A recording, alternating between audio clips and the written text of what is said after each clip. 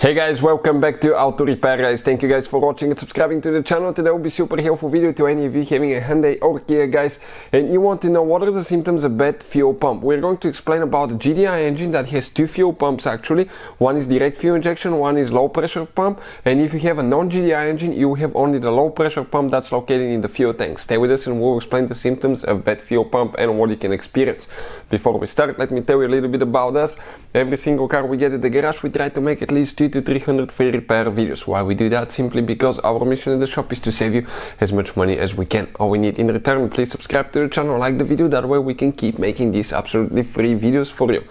Now, if you guys need to buy any parts, tools for a good price and quick shipping, check out the link in the description of the video below. That's where we get all our tools and supplies from. So with that being said, let's explain what we have specifically here. This is, guys, a 2.4 GDI engine. Now, sometimes if you have problems with the fuel supply, I would recommend, or the car not running, always scan the system to see what the problem is. This is a good scanner. I'll put the link in the description of the video below, guys. It works on Hyundai, Kia, and almost any car you can think of. It's an all system scanner that can tell you almost anything about your car, and it can pay itself off in one-time use. The GDI engine is known as a direct fuel injection engine. The fuel injection system is right here, guys. You can see that's where the fuel injectors are. They're direct fuel injection that's sprayed directly in the cylinder, not in the intake manifold like back in the day, the MPI injection. So, the direct fuel injection, guys, it has a special pump known as a high pressure fuel pump. The low pressure fuel pump from the fuel tank will deliver fuel to the high pressure fuel pump through that line, and the high pressure fuel pump will be driven by the camshaft that will be spinning, and it will create quite a bit of pressure for the direct fuel injection system. Kind of like the diesel engines as well, guys, how they used to be back in the day. You used to have two pumps. One was low pressure, one was the one right there. And some had only one. It really depends. But now, if that pump goes bad, what you can experience, guys?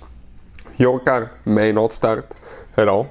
And that's very likely. Your car, if it starts, may lack power, guys. Okay, if you try to rev it up, it may not go. You may not have absolutely zero power to move.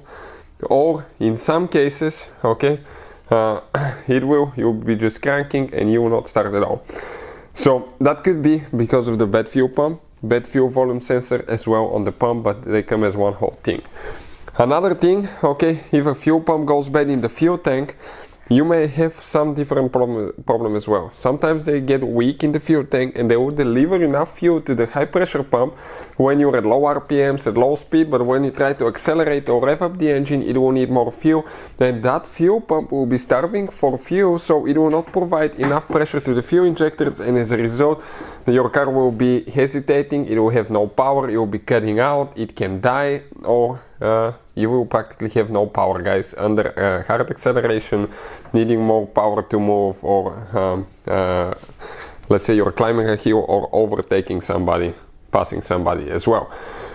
Another thing, if the one in the fuel tank goes bad all of a sudden, it may not even start at all, because your car will start and die, it will be eventually running out of fuel, okay, in the system, and it will not work at all. So I noticed that sometimes, okay, when fuel pumps in the fuel tank start going out at first, okay, it happens when the pump gets hot, you turn the car off and the car will not restart, but then all of a sudden you let it cool, sometimes it will restart because with heat resistance increases in the fuel pump, and if it's warm, okay, that can be the reason as well. Another time our fuel pump in the fuel tank was actually not able to spin fast enough, as I said, wasn't able to provide enough fuel, and the car was cutting out and not having enough power.